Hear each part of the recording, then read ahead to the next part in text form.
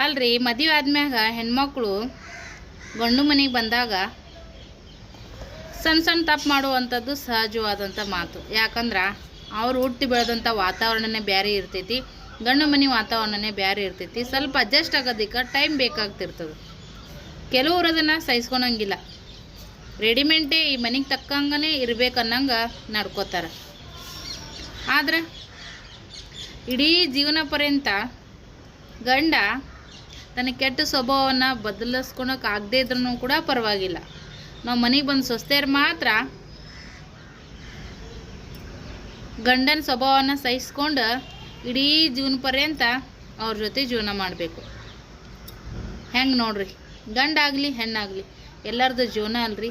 ತಪ್ಪು ಯಾರ ಕಡೆ ಇರ್ತೈತಿ ಅವ್ರಿಗೆ ತಿಳುವಳಿಕೆ ಹೇಳಿದ್ರೆ ಎಲ್ಲರ ಜೀವನ ಕೂಡ ಸುಖ ಸಂಸಾರವಾಗ್ತದೆ.